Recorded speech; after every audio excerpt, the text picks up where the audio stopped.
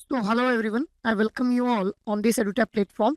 सो आज हमारे साथ एक बहुत ही इंपॉर्टेंट गेस्ट इस सक्सेस स्टोरी सेशन के ऊपर जुड़ रहे हैं, जिनका नाम है Priyanka Priyanka Keshari ji. So I welcome you ma'am on this session. Welcome. Thank you. Okay, so ma'am, first of all I would like to congratulate you for clearing your JIB examination in this May 2025 cycle examination. Thank you so much. Okay, so ma'am, will you please elaborate about your journey के how it all started. आपने आपका ये जो जैब examination है, इसके लिए आपका ये पहला अटेम्प्ट था या इससे पहले भी आपने अटेम्प्ट किया हुआ है?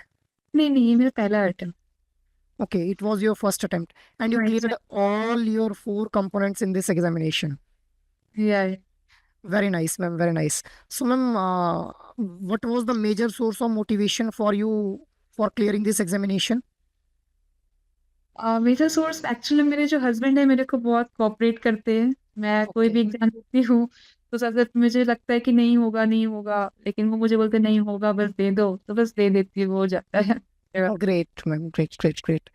ये बहुत बड़ा सपोर्ट रहता है जब भी हम लोग किसी भी एग्जामिनेशन के लिए प्रिपेयर करते हैं मैम। या जी, तो मैम आपका अपना एजुकेशनल बैकग्राउंड आप बताएंगे थोड़ा। आप कॉमर्स बैकग्राउंड से बिलोंग करते हैं या फिर नॉन कॉमर्स बैकग्राउंड से? नहीं नहीं, मैं कॉमर्स बैकग्राउंड से बिलोंग करती हूँ। ओके, आप कॉमर्स बैकग्राउंड से हैं। तो मैम आपको कुछ कंपैरिजन फील हुआ कि जब आपने इस प्रिपरेशन को स्टार्ट किया तो बीइंग अ कॉमर्स बैकग्राउंड आपको एक अपर एज मिला इस प्रिपरेशन के अंदर? हाँ यार, डेफिनेटली मिला। कॉमर्स बैकग्राउंड वाले को तो मिलता ही है, क्योंकि और ये सब जो सिलेबस होता है, एएफएम जो होता है वो हमारा पढ़ा हुआ ही रहता है। जी, थोड़ा सा और मुझे रिवीजन करना या थोड़ा सा बोल सकते हैं कि और थोड़ा पढ़ना पड़ता है, बट मैं फैमिलियर हुई सब्जेक्ट से, तो ये कॉमर्स बैकग्राउंड को थोड़ा प्लस पॉइंट तो मिलता है, मैं बोल सकती हूँ एक चीज के लिए। ओके। सो मैम आपको इस प्रिपरेशन के अंदर सबसे डिफिकल्ट सब्जेक्ट कौन सा लगा? डिफिकल्ट सब्जेक्ट तो वैसा मुझे कुछ कोई नहीं लगा, लेकिन हाँ आप एक बोल सकते हैं कि इकोनॉमिक्स, आईएफएम जो इकोनॉमिक्स था वो पेपर थोड़ा सा मुझे लगा।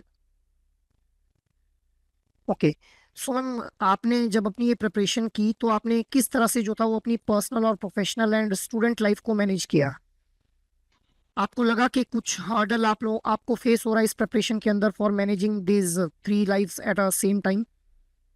स्टार्टिंग में तो बहुत लगा, बट कुछ टाइम के बाद फिर हैबिट होने के बाद फिर नहीं लगा। स्टार्टिंग में भी कोई भी प्रिपरेशन करेगा थोड़ा टाइम लगेगा, उसके बाद जी, फिर आफ्टर 1 वीक मैनेज हो जाएगा, कोई प्रॉब्लम। ओके ओके ओके, ठीक है।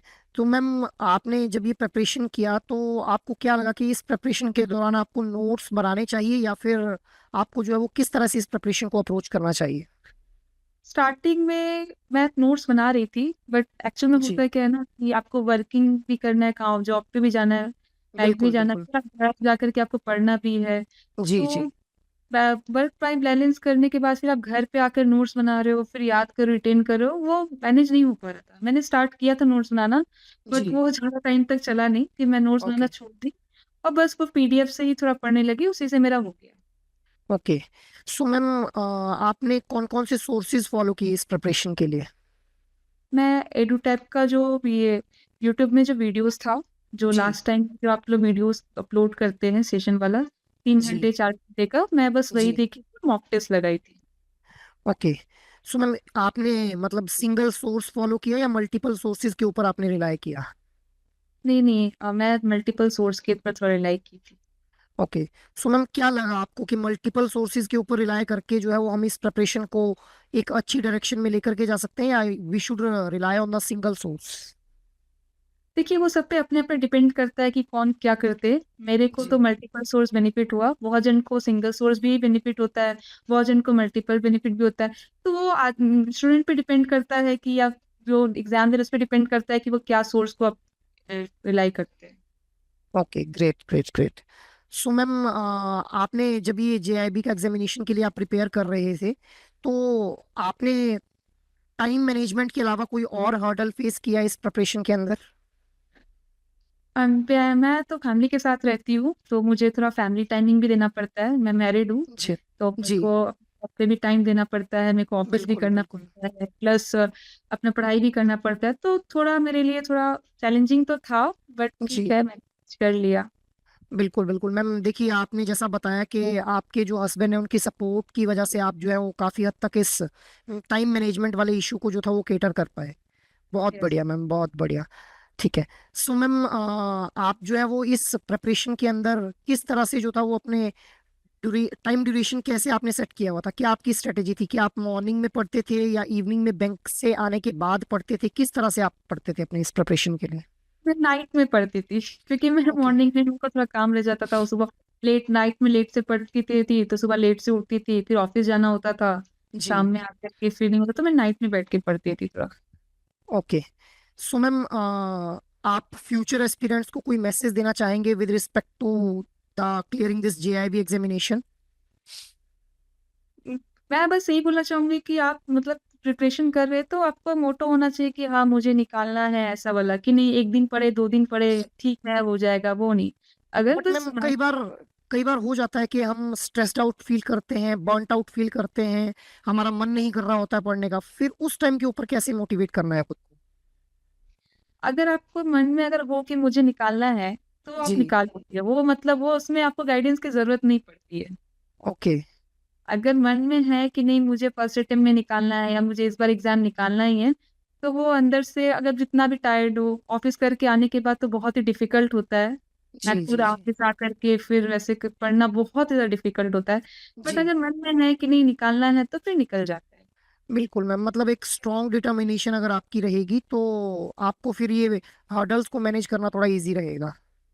यस। और मेरा तो चारों पेपर में इस बार 50+ मार्क्स थे। बहुत बढ़िया मैम, बहुत बढ़िया, वेरी नाइस। आपने सिंगल अटेम्प्ट में ही बहुत बढ़िया स्कोर के साथ जो है इस जेआईबी एग्जामिनेशन को क्लियर कर लिया। तो मैम आप जो है वो अब इसके बाद सीआईबी एग्जामिनेशन के लिए भी टारगेट कर रहे हैं? हाँ यार मैं कर रही। Okay, very nice ma'am. So ma'am, it was really nice talking to you and I wish कि आपका जो सीआईबी का एग्जामिनेशन है वो भी आपका जो है वो फर्स्ट अटेम्प्ट में ही क्लियर हो जाए। And ma'am, once again, I would like to congratulate you for clearing your JIB examination. And मैं अपने व्यूअर्स को भी ये बता दूं कि आई होप कि मतलब हमारे व्यूअर्स को भी एक बहुत ज़्यादा इंस्पिरेशन मिलनी चाहिए इस स्टोरी से कि किस तरह से मैम ने अपनी पर्सनल प्रोफेशनल लाइफ को मैनेज करते हुए सिंगल अटेम्प्ट में ही अपना ये JIB का एग्जामिनेशन क्लियर कर लिया। And if ma'am can do, everyone can do this. So once again, I would like to congratulate you, ma'am, and thank I would like to thank you for giving your valuable time for having this success story session, ma'am. मेरा एक message है, मतलब जी जी सुरेंद्र जी। Singh ma'am को आप उनको पहुंचा दीजिएगा। जी मतलब जी मैं जी। उनको थैंक यू बोलना चाहती हूँ। आज जी अगर मतलब अगर उनका वीडियो, उनका जो प्रीवियस ईयर क्वेश्चन लास्ट में जो आता था, प्रीवियस ईयर क्वेश्चन का जो वीडियोस आता था, जी वो जी मतलब कि इतना बेनिफिट था कि मैं बता नहीं सकती हूँ। मतलब इकोनॉमिक्स में ऐसा हुआ था कि उन्होंने प्रीवियस ईयर क्वेश्चन को मेरे को ऐसे बोल रहे थे कि इकोनॉमिक्स पेपर बहुत हार्ड आते हैं, बहुत हार्ड आते हैं, तो मेरे माइंड में था कि हार्ड आ रहा है, मतलब एक डर बैठ गया था कि पता नहीं किस जी तरह क्वेश्चन आएगा। तो जब मैं प्रीवियस ईयर क्वेश्चन, मैं बहुत सारा लगा हुआ इनका जो वीडियो था प्रीवियस ईयर क्वेश्चन का, मैंने देख के गई थी। जी। और तो फिर उसके बाद जब मैं एग्जाम में थी तो बहुत सारा क्वेश्चंस ऐसे मतलब सेम टू सेम था। जी मैम, एक्चुअल में प्रीवियस ईयर क्वेश्चंस एक बहुत ही इंपॉर्टेंट रोल प्ले करते हैं हमारी इस जर्नी के अंदर, क्योंकि हम लोगों को वहां से एक आइडिया मिल जाता है कि यार कौन से टॉपिक से किस तरह का क्वेश्चन फ्रेम किया जाने वाला है। जेआईबी का एग्जाम में एक चीज मैं देखी हूँ कि ये जी प्रीवियस ईयर क्वेश्चंस बहुत रिपीट। जी जी जी जी जी। सो मैम, आप अपने जो हमारे फ्यूचर एस्पिरेंट्स हैं, क्या उनको भी प्रीवियस ईयर क्वेश्चंस जो हैं वो एक बार देख के जाने चाहिए?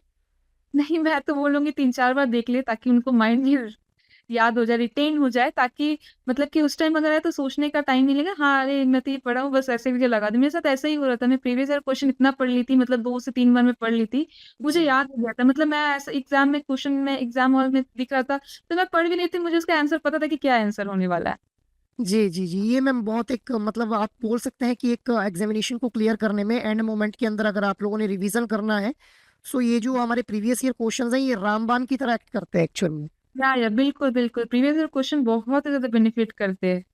जी जी जी। तो आई होप हमारे व्यूअर्स ने भी ये जो मैम ने अभी एक इम्पोर्टेंट मैसेज दिया है इस मैसेज को ग्रेस्प किया होगा, and they will also have a look on the previous year questions कि किस तरह से हमारे एग्जाम के अंदर जो है वो क्वेश्चंस पूछे जाते हैं from each and every component and topic. So thank you very much, ma'am, for having your valuable time. And once again, I would like to congratulate you for clearing your JIB examination, ma'am. Thank you so much.